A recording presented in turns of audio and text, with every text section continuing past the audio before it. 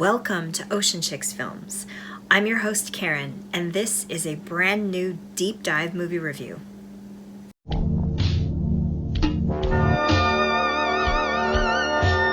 Welcome to Ocean Chicks Films.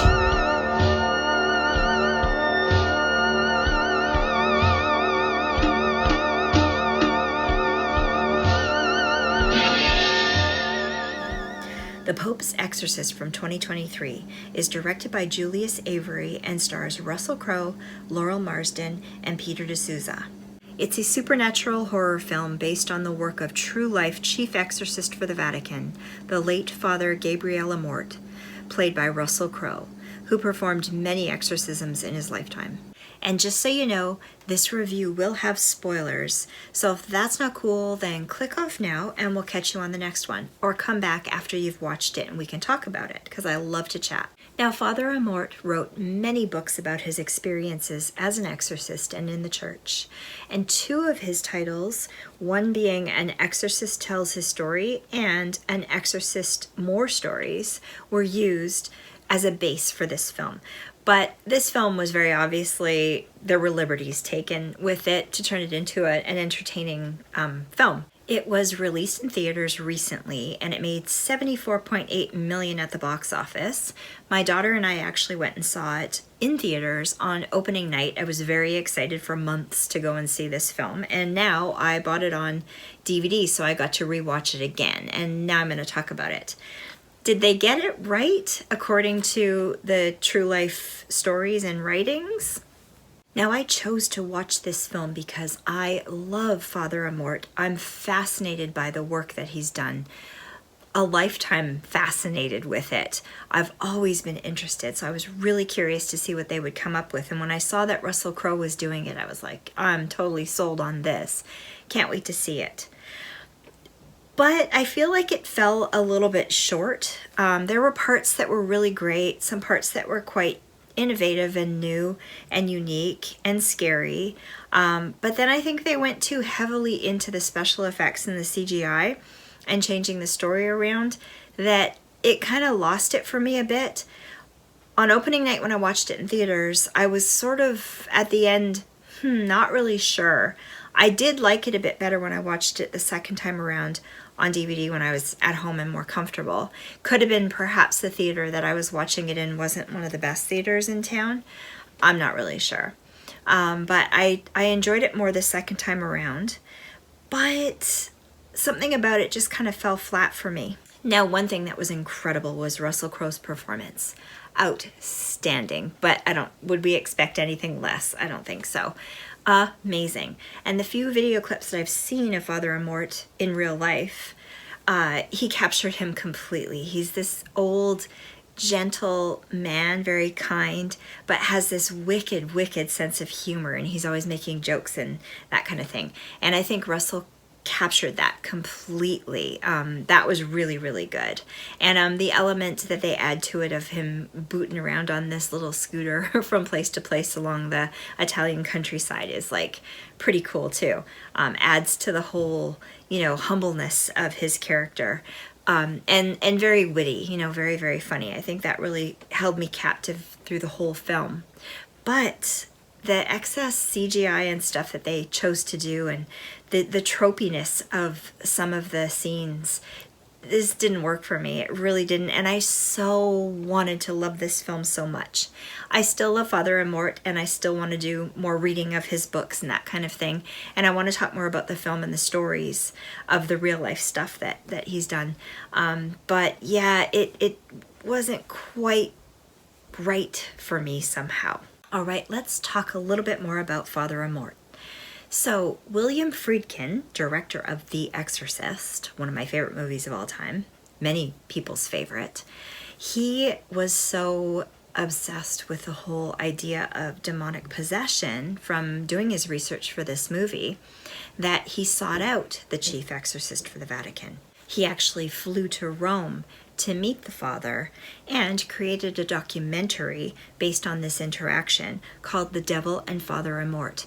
And it's out there. I highly recommend that you watch it. It's really a cool film. He actually got the father to allow him to sit in on one of the exorcisms that he was performing, and he filmed parts of it and showed it in this documentary. And it's terrifying and fascinating all at the same time. One thing that was neat is he showed that side of the father that was very jovial and fun, and I think he was that way because he was trying to keep people at ease with the work that he was doing, which is very terrifying. Before Father Amorth would begin every exorcism, he would literally thumb his nose at the devil to show him who was boss. And what I've read from exorcism and that kind of thing, the way to overcome the devil is to be closer to God, because you don't have to be afraid. God is always more powerful and always will win over. And so that's that kind of thinking. So I thought that was really funny that he did stuff like that. I think things like that made me more interested in him, because he just seems like a really cool human person, you know, doing something really crazy and something so terrifying to me as a kid, you know, whether you believe in it or not.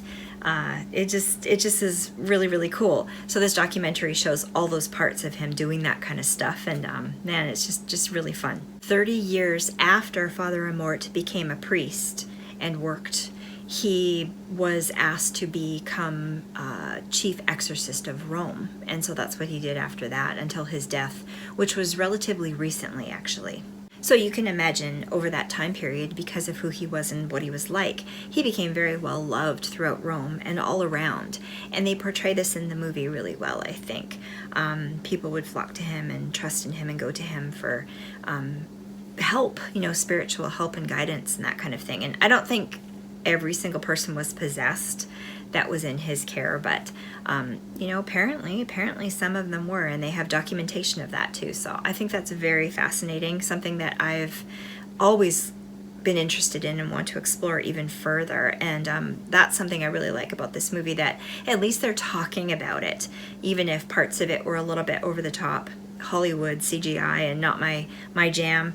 I still think it's really cool that they brought up this story and put it together and talked about it. And I expect that's probably why Russell Crowe took this role, because I think he was undecided for a while before he decided to do it. But I'm glad he did, because you know it's a cool thing to have been said. You know, it's a good thing to have been made into a movie, even if it wasn't perfect. But I don't always watch movies just because they're perfect or they're number one in the box office or the best. Everybody loves them. I love movies that have a really cool story connected to them, and this definitely has that. And when Father Amorth met Friedkin, he told him about The Exorcist, his thoughts on it. He said he was really glad that he made that film, The Exorcist, because he said the greatest trick the devil tries to play on everybody is to make them believe he doesn't exist. So talking about it, having movies about it and that kind of thing brings everything out in the open, and that's a good thing.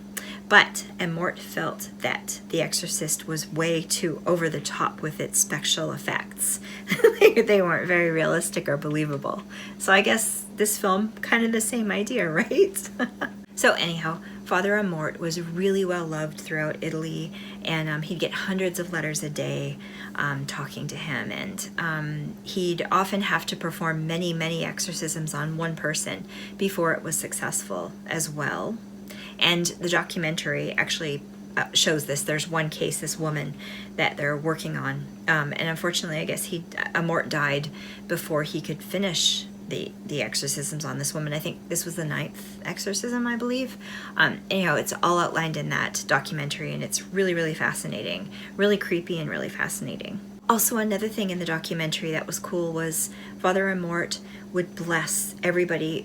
Oftentimes, like in this one, the person that was possessed would sit in a chair. They'd have all of their loved ones and family and people all around, so a room full of people to help and pray and support. And in the end, Father would bless all of the people that were participating in the exorcism, because he was worried that the devil might jump from one person to the other.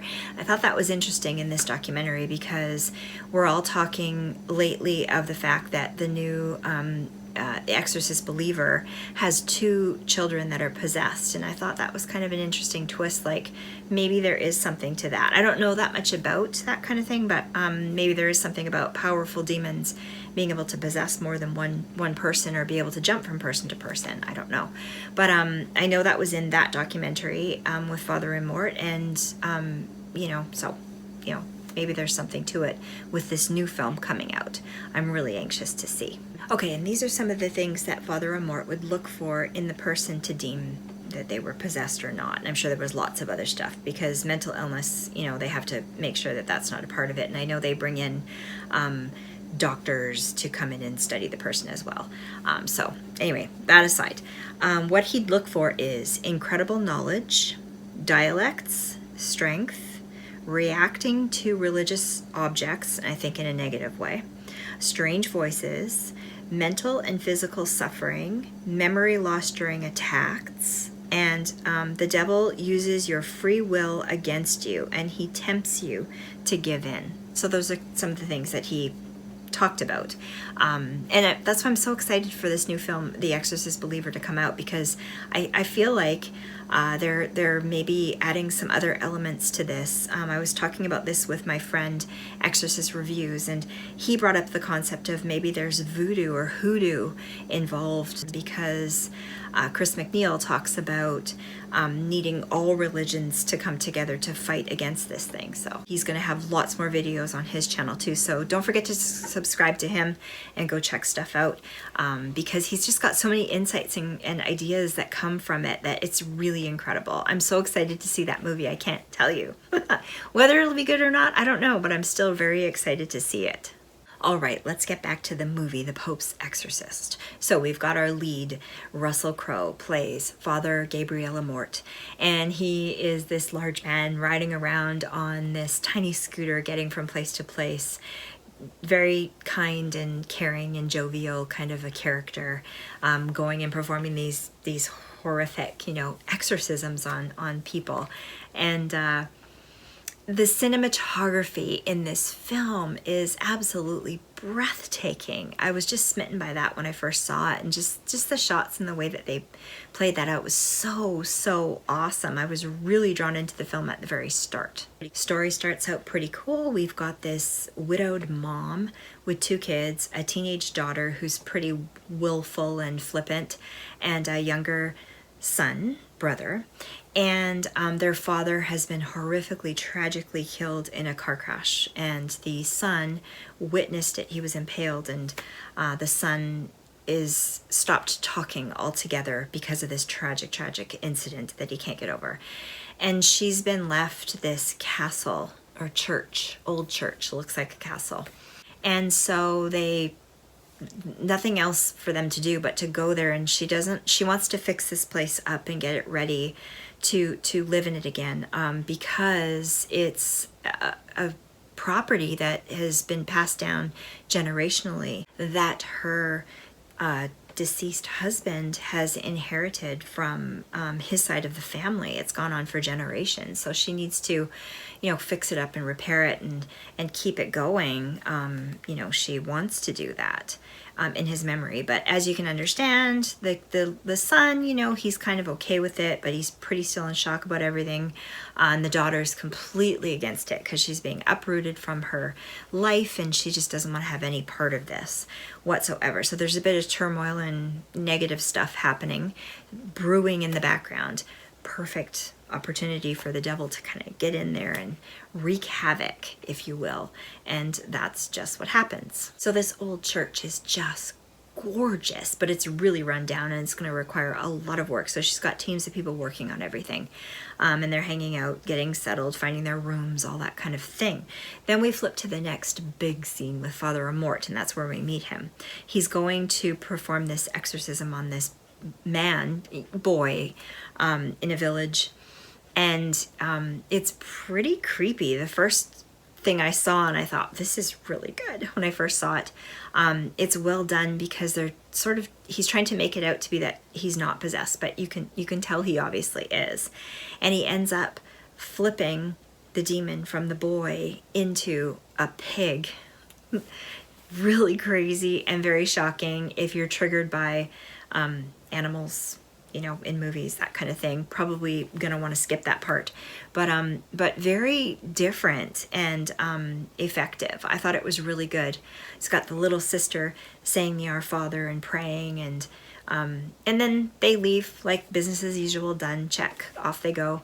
And then he ends up having to go back to the Vatican to have an important meeting with his superiors because he's in trouble, you know, for having done this, doing an exorcism on someone without permission and, you know, all that kind of thing. But he basically says he isn't going to listen to anybody or answer to them because the only person he answers to is the Pope. That's his boss. And you can tell there's some sort of political weird stuff happening within the church right from that point. Also interesting. At this point, I still love the movie. Really, really incredible to me. And I should clarify that this is taking place in 1987, and the family, the mom with the kids, they're going to this church in Spain, and that's where they're setting up shop and fixing this old church. And then Father Amorth travels from Rome to Spain to go help this woman. Another thing I forgot to say too was it's kind of fun when Father Amorth knows he's in trouble and he's going to the Vatican to get in trouble. You know, he sees the group of nuns walk by and he says, "Cuckoo," you know, and it makes them laugh. And it just flashed me back to my dad, because when my dad was alive, he was a deacon for the Catholic Church. And I got to do a lot of behind the scenes and meet all the priests and stuff, and everybody was just so fun and wonderful back then. And there were lots of jokes. My dad, the first time he did a sermon for the church, he was like rolling his eyes and making all of us laugh, and it was just so hard to comprehend that it was him up there talking. But he ended up going on to become a really incredible speaker. Everybody used to come to Mass on the weekends just to see him and have him do the sermon, because he was just so good at it. Yeah, it was a cool moment that made me think of that, and I thought that was really cool. I thought I'd share that with you. All right, and then we get into the part of the possession of the little boy. This is the part that pulled me out of it a little bit, because the possession happens very fast, and it suddenly becomes almost like Evil Dead Rise, in a way, if you will. The construction has kind of unearthed something in this old church, and through that, the little boy is exploring down in the basement, and he comes across this little room with a hole in the wall, and boom, he's possessed just like that. And according to, you know, the rules of possession, it doesn't happen that way. It doesn't happen that quickly like that. So there are elements, you think because of the person that they were modeling this after, they would have been more accurate about that, but they weren't. They kind of took that liberty and went that Hollywood route, you know, to make it more quick and fast. For me, because we didn't get enough time to really kind of get to know the family members and connect with them, it's just like they were going through the motions of, okay, we've got a family, they had tragedy, they're moving to a new house, kid goes in the basement, the construction workers unearth something, and boom, he's possessed, and in comes Father Amorth to save the day. Like, it just was too cut and dry. And because of the end, we'll talk about that later, because the end of the film was a little hokey, I feel like if they had spent more time with the build-up at the start and maybe cut that end part out altogether, it would have been a better film. But that's just my opinion. But that's how I feel.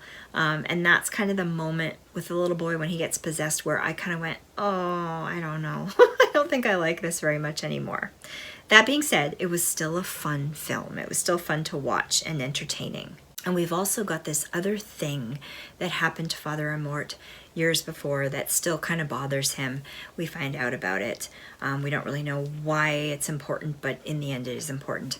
There was this woman, and he was supposed to help her, and she was being abused in the church, and he deemed her as being mentally unstable, and so brushed it off for other people to help her, psychologists and that kind of thing, and the church, and walked away from it. And when he did, she unalived herself, and he's living with that guilt of not being there for her and helping her. So something that is inside of him that he's never completely let go of, and of course the devil's going to use that down the road, right?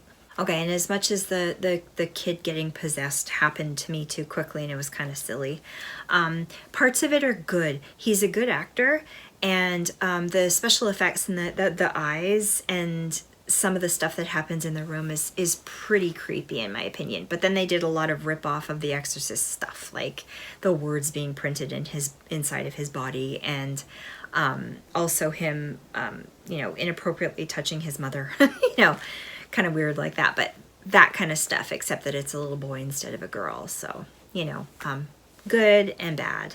There were quite a few jump scares with the music, so I don't know if I like that or if I didn't. I'm not really sure about that, but there was that in this film, and I guess being in the theater seeing it was pretty cool.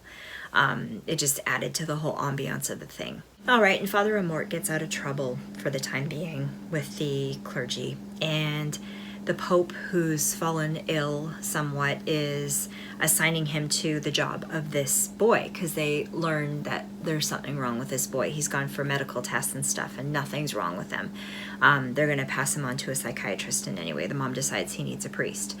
So they send Father Amorth to, it's St. Sebastian Abbey, which is hallowed ground, where this old church was, to go deal with this. And almost immediately Father Amorth knows this boy is possessed and that it's going to be a strong demon. It's going to be a really, really difficult exorcism. That being said, that part was actually too quickly decided as well. There was nothing, they could have done some more deceiving and stuff before he committed himself to it, because he just decided instantly that this boy's possessed, we're going to do an exorcism, boom, just like that, which was kind of strange. That could have been dragged out a bit more too. And another funny thing is he's always got a little bottle of whiskey or whatever with him, and he's always taking a swig of alcohol to kind of take the edge off to be able to get through this stuff. I thought that was really cute.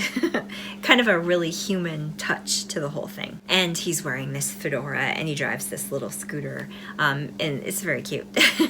And he meets up with this young priest there to help him out during this exorcism, and he asks the priest to read up on the everything that he needs to know about doing this exorcism because he's inexperienced. And he asks him, have you ever read my books? And he says, they're pretty good, kind of cute because it's kind of in reference to the actual real life Father Amorth, who's written a lot of books. I haven't read them all either. I certainly plan to though, but I thought that was really cute that they put that in there. So it's cool when Father Amorth gets to see the little boy for the first time. The little boy, to show us that he's the demons inside of him, his eyes kind of roll in a split way, so it looks like a serpent and an eye. It's really cool. I've never seen anything like that before. I enjoyed that. And just some of the talk that they have is pretty interesting. They talk about, the boy says God is not here, and Amorth says God is everywhere. God allows you to do that.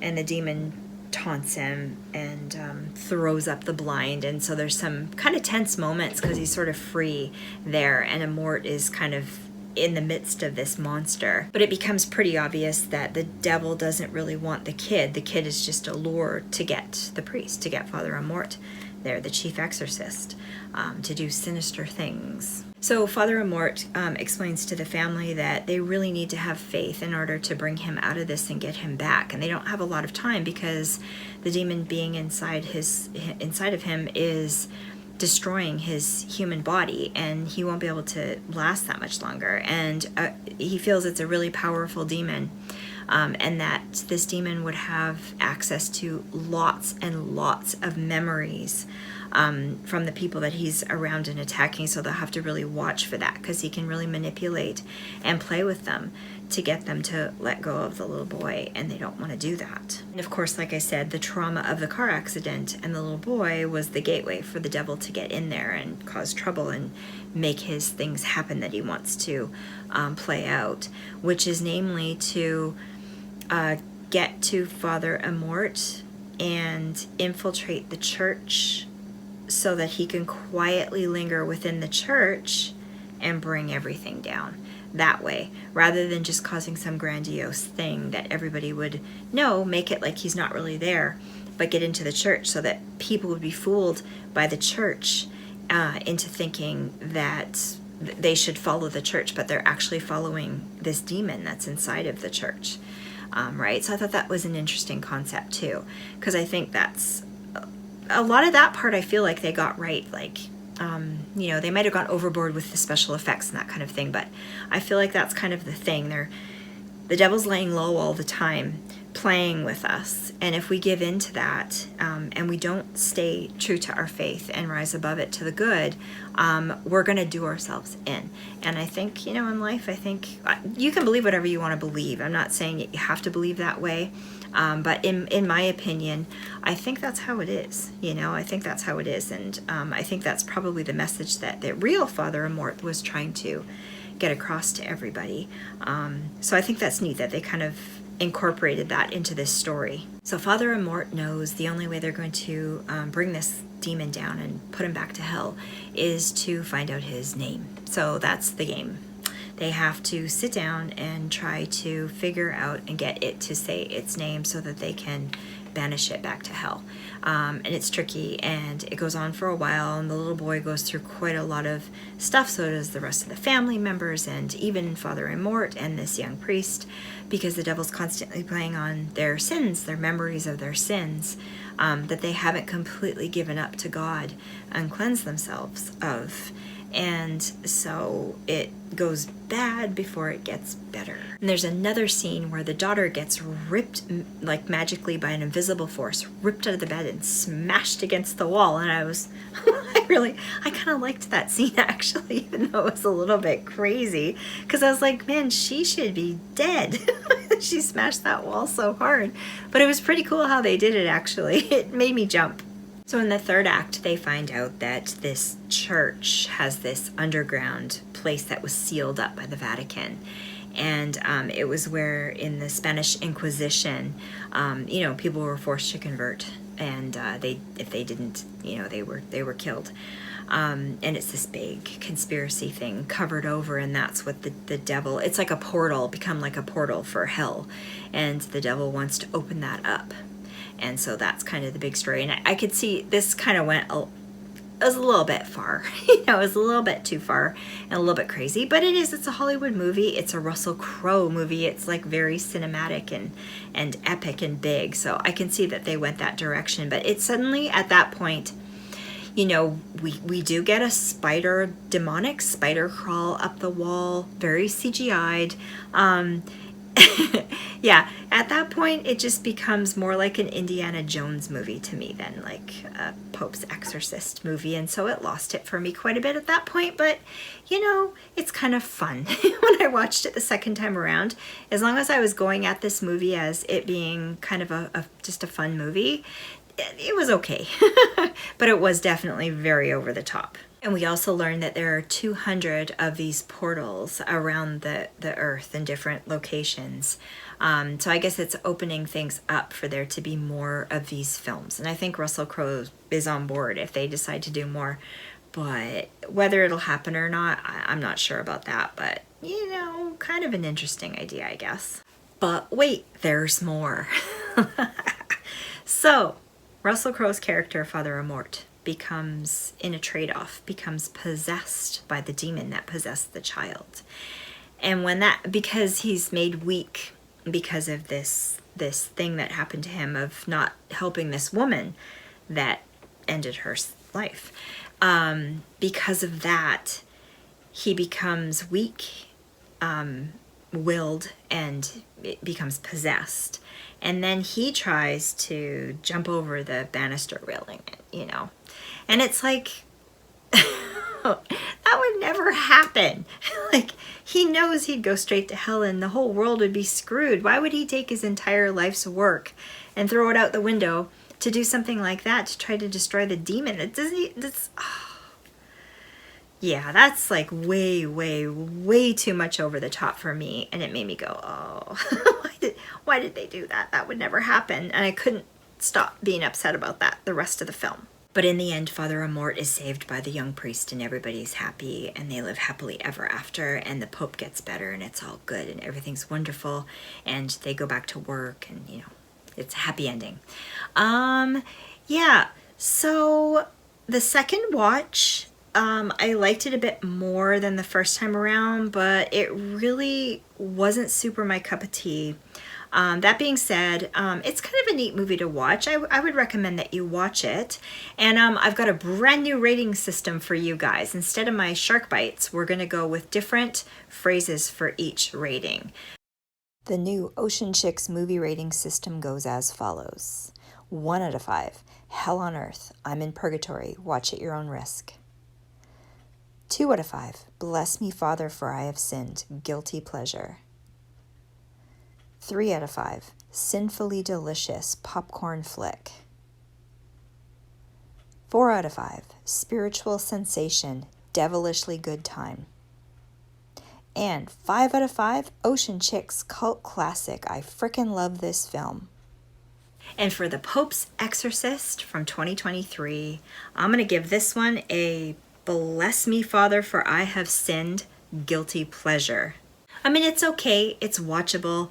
I recommend it if you just want something different to check out. And definitely go check out the Devil and Father Amorth documentary by Friedkin, because that's really fun. Yeah, check it out. It's not going to be for everyone, this movie, that's for sure. But it's okay. It's an okay watch. You know, it's good with some popcorn and kick back. Check it out. So if you've seen this movie, let me know what you thought in the comment section below, because I'd love to chat about it. And if you like this video, don't forget to give me a thumbs up because it helps me out a lot, and subscribe to the channel for more deep dive movie reviews like this one. I got lots more coming. Live streams, interviews, there's more of those coming too, and all kinds of fun stuff. I just hope you guys are having a great summer weekend, and I love you all, and we will see you again on the next one. Bye, guys.